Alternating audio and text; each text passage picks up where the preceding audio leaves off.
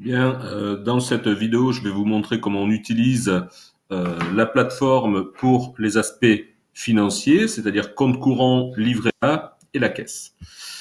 Comme je vous l'avais expliqué, pour entrer dans les opérations des comptes courants ou de chacune des tables, vous pouvez cliquer sur son nom, mais vous pouvez aussi cliquer sur plus, qu'on fera tout à l'heure, pour ajouter directement une opération depuis l'écran d'accueil. Alors moi, ce que j'ai fait, c'est que j'ai remis toutes les opérations du compte courant à zéro pour vous montrer comment on utilise la plateforme dès la première opération. Donc là, on va souhaiter d'abord initialiser le solde de départ du compte courant. Donc, je vais cliquer sur plus. Une fenêtre apparaît à l'écran et sur cette fenêtre, eh bien, nous voyons en haut que nous sommes bien dans le compte courant et que nous allons effectuer une opération ajouter. Ensuite, sur la droite, nous avons le bouton retour. Si je clique dessus, ça ferme la fenêtre et ça n'enregistre pas. Et nous avons en dessous le bouton sauvegarder qui nous permettra de sauvegarder ce que nous avons rempli dans les champs. Donc, ce qui nous intéresse aujourd'hui, c'est de créer le solde de départ du compte courant, c'est-à-dire combien il y avait à l'arrêt des comptes. Donc, l'arrêt des comptes, on considère qu'il a été fait au 31 mai. Tout de suite, on va pouvoir cliquer le rapprochement avec le relevé de compte. Et on va aller au 1er juin, donc. Je vais sélectionner la date du 1er juin. Le libellé, on va mettre comme information solde de départ. On peut rajouter la date au 01 06 2018. Autant pour moi. 06 2018. Et donc, il s'agit bien d'un crédit et on va considérer qu'on avait 30 000 euros de crédit sur le compte courant. Le type de recette, eh bien, je vois que dans la liste qui m'est proposée, il n'y a rien qui correspond, donc forcément, je vais mettre divers. Ce n'est pas un débit, donc je n'ai pas de compte de charge. La référence, c'est par exemple validation des comptes. Autant pour moi. Hop. Validation des comptes au 31 05 2018. Je peux ici, en cliquant sur le bouton télécharger une pièce justificative au format PDF, Word, TXT, tout ce que vous voulez. Comme c'est un solde de départ, il n'y a pas de rapprochement avec d'autres comptes, ni avec le livret A, ni avec la caisse. Je sauvegarde mon opération. Mon opération est sauvegardée avec succès. Elle est représentée ici. Je n'ai pas besoin de la modifier, donc je ferme la fenêtre. Si je vais dans les opérations du compte courant, eh bien, j'ai bien mon opération de départ qui est rapprochée, la date de l'opération, le libellé de l'opération, le montant, le compte de recette et toutes les informations que j'ai souhaité indiquer. Vous voyez qu'en bas, on a bien un total des crédits de 30 000 euros. Maintenant, on va rajouter une opération. On va considérer que un membre de la 12e promotion, M. Dupont, nous a fait un don de 100 euros. Je clique sur « Ajouter ». Le don a été reçu au mois de juin. Il a été reçu le 5 juin. La date se met à jour. Le libellé, on va dire que c'est « Don Monsieur Dupont Maurice de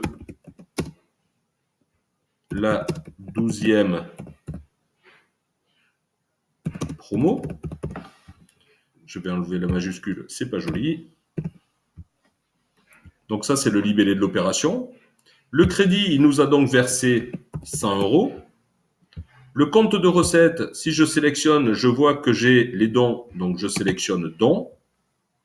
Référence, eh bien, c'était chèque du LCL numéro, allez, on met un numéro au hasard. Voilà.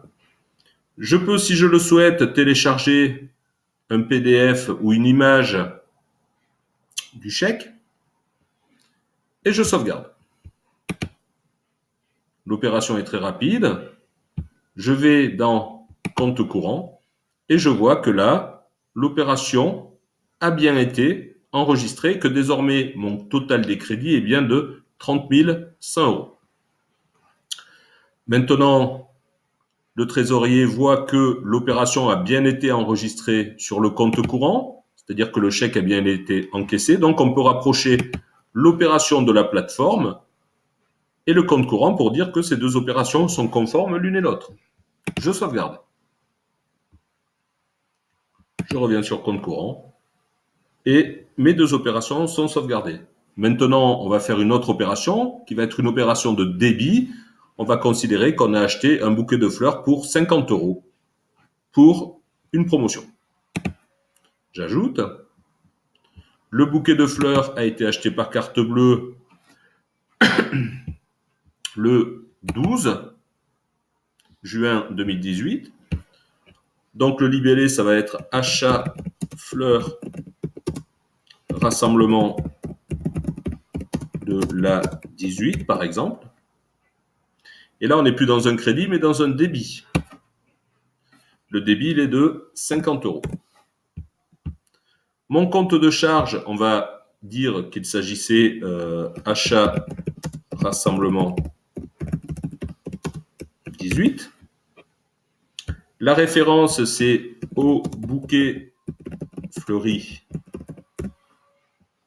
le fameux vendeur de fleurs d'Issoire. Il s'agissait d'un paiement par CB, ticket 123 432. D'accord ? Je peux télécharger ici, si je le souhaite, le scanner, le scan qui a été fait du ticket de caisse, et je sauvegarde. Je vais sur mes comptes courants, mon compte courant, et effectivement, désormais, j'ai bien une opération en débit, ici, qui n'est pas raccrochée du compte courant, mais achat fleurs rassemblement de la 18. Il s'agit bien de la colonne débit, achat rassemblement 18 au bouquet fleuri. Et là, j'ai des informations sur le paiement. Si je vais voir les autres comptes, je vais sur le livret. Je l'ai fait en avance, mais j'ai bien créé mon solde de départ. Et j'ai bien créé un montant de départ pour la caisse parce que j'avais 453,34 euros dans la caisse en espèces. Je vais maintenant dans le compte courant pour vous remontrer l'utilisation du petit moteur de recherche.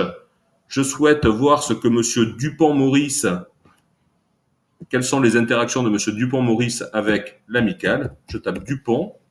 En majuscule ou en minuscule, ça ne change rien.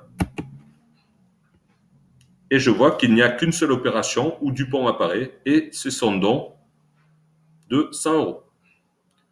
Je veux supprimer le filtre. Je clique sur la croix à droite et je reviens à l'ensemble de mes opérations. Donc, dans la prochaine vidéo, je vais vous montrer comment on crée des opérations complexes qui relient deux comptes entre eux.